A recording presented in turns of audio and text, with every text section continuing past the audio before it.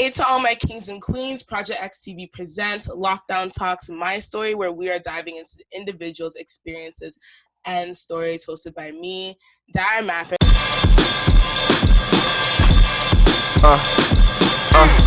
Today is the student edition, but before we even get into that, please like, subscribe, and share this video. So over here I have a whole bunch of hardworking students with me. To break the ice, guys, try and introduce your name, your area of study, and how you're coping with this whole lockdown, corona sort of situation. Whoever wants to go first. My name is Marcus Shirley. I study criminology and law at Wilfrid Laurier University. As of right now, I'm holding up all right with the virus. Recently, my dad and I bought a house on campus, and right now we've just been looking for tenants. But fortunate enough for us, we found one yesterday, and renovations have been going well. So overall, it's been a really productive quarantine. All right, let's have a lady. Jade, go ahead. Okay, so my name is Jade. Right now I'm studying kinesiology and health science at York. And I guess around the end of April, it was tough with the whole quarantine thing because everything was online and I just had no motivation to do any schoolwork. But I got through it. It wasn't impossible, but it wasn't fun. I hear that. Dom? My name is Dominic. Everybody knows me as Dom. I study biochemistry at York University. I'm basically almost done, if not done now. The hardest part, though, was when coming up with the quarantine and the university started closing up for my labs. Like, a lot of my labs I couldn't go to. They tried to find workarounds and whatnot, but it didn't really work out how they intended it to. Life-wise, at the moment, I'm still working basically full-time. I work full-time at FedEx, almost 6 days a week. I bleed purple, basically, but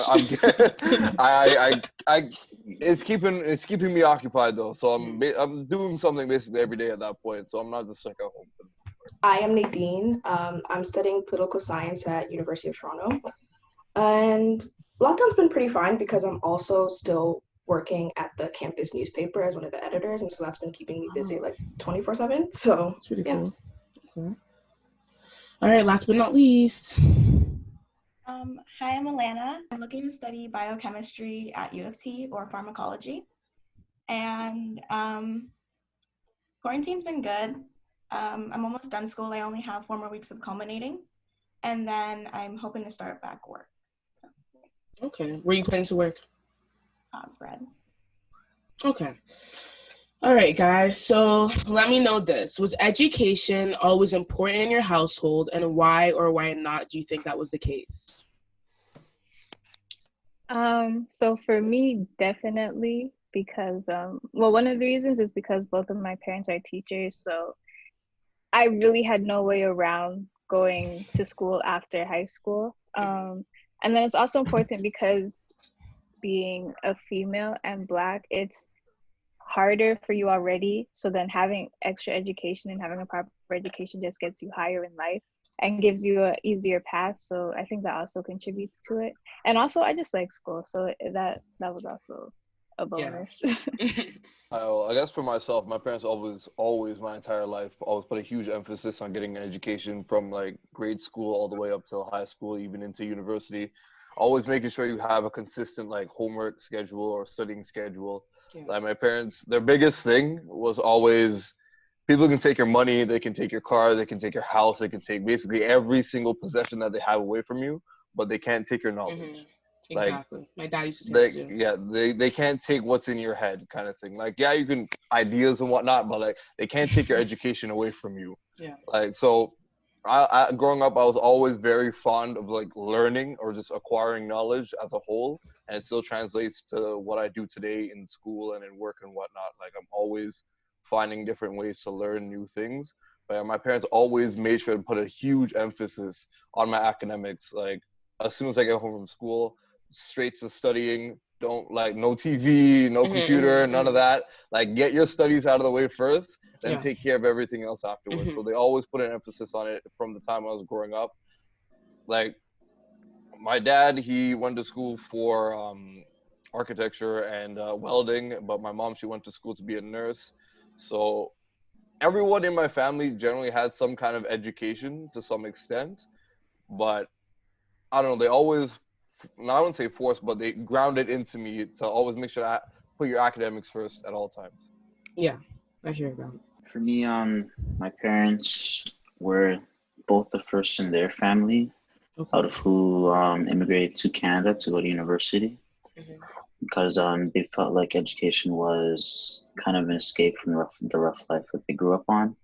So they always made sure, while raising me and my brother, to make sure that we prioritize education, because they saw it as the only way to really become successful in this world. As I grow up, obviously, I realize now there are other ways to become successful, but like my parents always taught me that education was significantly important. All right, let's move on to the next question. Have you ever had a prof or a teacher make any racist remarks, either directed at you, in general, in a covert manner, in an overt manner? Like, I want y'all to spill the tea here. Like, tell us what went down, please. Oh my God, Dara, do you remember we were in Mrs. Wilson's class and she asked me if my hair was real? Oh And she's like, yeah, yeah. like I can't tell because black people wear fake hair all the time or something like that. Yeah, so backstory, me and Marcus were in high school French together. This was actually grade 11 French. And there was this lady, and she was from, like, Thunder Bay. And then she made a remark like that out loud. And, like, me, Marcus, and, like, I think Naomi, too, because she was another black student in our class, we're just, like, we're kind of, like, taken back. Like, pardon me? Like, what is she even talking about? Because all three of us were natural, I'm pretty sure, at the time. So it was I had kind of, short twists. Like, how yeah, could it that be was, fake? You I know, don't, it was crazy. yeah, That's just one it example. was odd. Jade, I see that you had a strong reaction. Definitely. So this happened in grade 7. Me and my friend, who was also black, we were coming back from gym class, but she couldn't find her shoes. So I said, okay, I'll stay back and help you look for it. We probably came to class maybe 4 minutes late, and we told her we were in the gym because my friend lost her shoe and we had to find her shoe. And then after class, the teacher wanted to talk to us, and she's like, you know, you girls can't be doing that. I don't know where you could have been. You could have been selling drugs. You could have been skipping school. You could have been, you know, getting kidnapped, blah, blah, blah. Just literally naming things that were ridiculous because we were in a middle school and we were going from gym class to our classroom. And then I didn't realize it at first, but then when I told my parents, and then when her parents were involved, they're like, that's not right. Like, that wouldn't happen if it was a different student. You know what I mean? Yeah, that's... Yeah. And especially at such a young age, I feel like exactly. I feel like that takes a certain innocence away from a child when they have an experience like that at such a young age. It's ridiculous. For me, when I was in grade 4, I was hanging out with like grade 8 students, and then they used to call me a nickname, Shaniqua, and I thought it was cute. Oh God. I came home with my mother, and she was like, "That's so sweet." So yeah. Okay, and like you particularly grew up in like a predominant, like compared to the rest of us, we're all in the GTA where, you know, there's more diversity, more minorities. You grew up in like an area that is more that has more of a Caucasian population, and you do stick out a lot. So that's kind of goes into my next question. In your classes, are there only a few other Black students, and how does that make you feel? How does that make you learn? And do you feel like that would change if your answer was different? So Elena, I'm going to start with you because you definitely 100%, I bet you like you definitely relate to this. Like you feel like you probably stick out. Yeah, so this semester in all of my classes, I'm the only Black student. So I'm always like feeling the pressure to represent or like show not the stereotype, and I can be smart and I'm not like ghetto and stuff. So I always feel the pressure. Like I always want to show them that I'm not to be stereotypical and stuff. Yeah, so you feel like if there was more Black students, then you wouldn't necessarily have to have that added pressure on top of learning and school and studying, which can be a lot on a student, right? Anyone else resonate with that, or maybe you aren't? Definitely resonate with that. Yeah. I think definitely, especially like at U of T, especially in first year, it's like very clear how limited you are, because like we have classes that are like 1,000 people plus, and you can count like basically on your 2 hands how many Black people are within that. Yeah. And it's really kind of building off exactly what Alana said. It really just, it makes you very, very aware of your presence, Yeah. you know, and like what your words mean when you speak in certain spaces, because you're not speaking just for yourself, you're speaking now suddenly for like the entire Black community.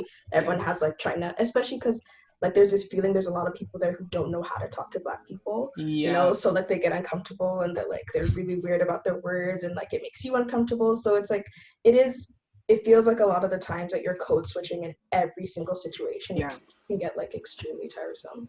Yeah, it's that code switching part. I 100% resonate with that.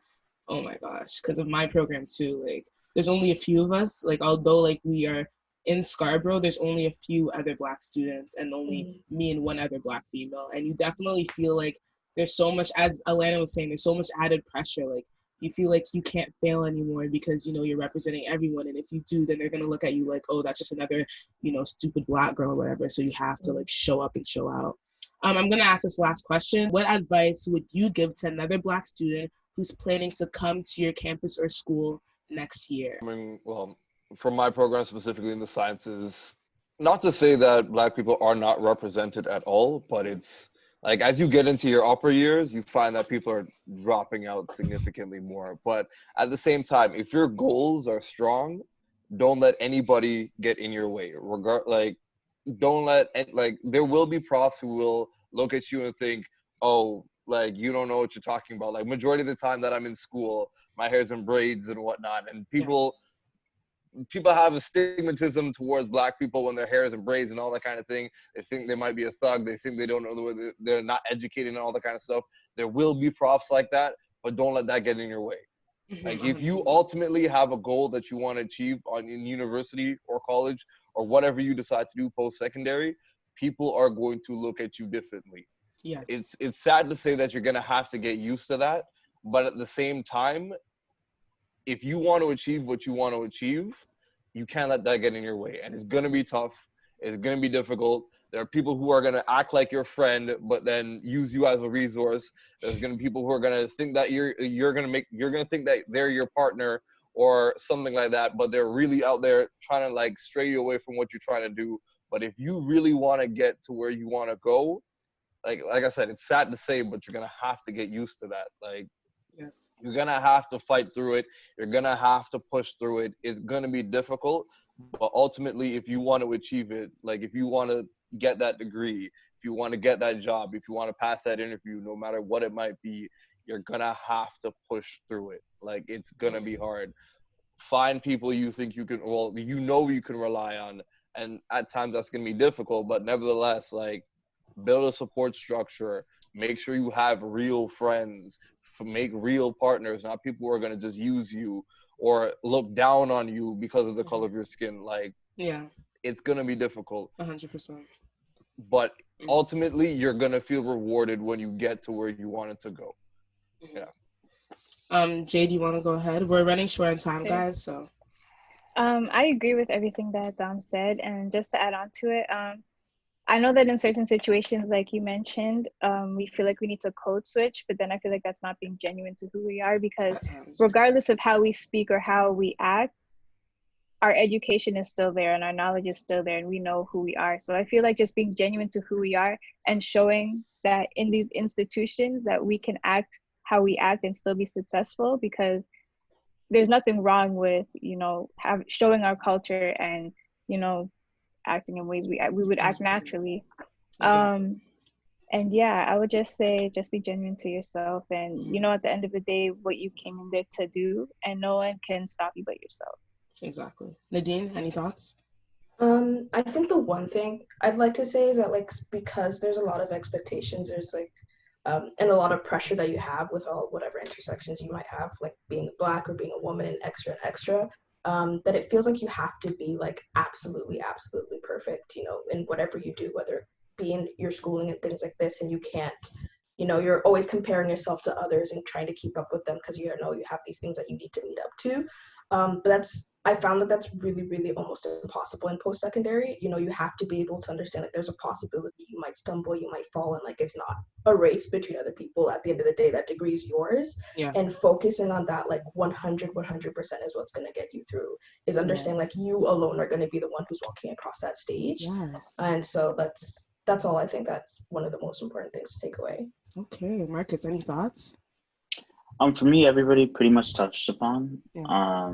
what I would advise to Black students coming to university. I would also say that a pro and a con of being university is like sometimes when you are one of the only visible minorities there, you stand out a lot. So you have added attention towards you. It's like, you know, if I walk in a public place and it's like, I wanna, I don't know, like I'm not saying I do this, but let's say I want to pick my nose, you know? I can't do that because I know somebody's watching me somewhere, you know? Anywhere you go, somebody's looking at you, you know? And so it's like, you always got to make sure that you're portraying yourself in the right way wherever you go. But if I was to give advice to someone going into university, I would just say to be great, you know, capitalize on every opportunity that's presented to you. But most importantly, be yourself. Because when you're out there, you know, you're not going to see a lot of people like yourself. You're going to want to feel like you want to fit in, or you're going to feel like you have to act a certain way just to, you know, kind of mix well with everybody. But it's most important to be yourself. Yes. Alana, anything that resonates? Yeah, I like what Marcus said, going off of that. Just be you. Like, don't fit in. Don't try to fit in because you have to be you. You were created you for a reason. And also, the stereotypes, don't take them as they're against you. Just be yourself. That's the main thing. Period. And that's on that. Thank you so much, guys, for joining me today. Thank you for sharing your experiences, your input. It means a lot to me, to the project, to the community. Thank you so much for everyone that's watching. Please continue to like, subscribe, and share, and comment all over this video. Black power, Black love, and let's keep talking. Thank you so much, guys. Bye.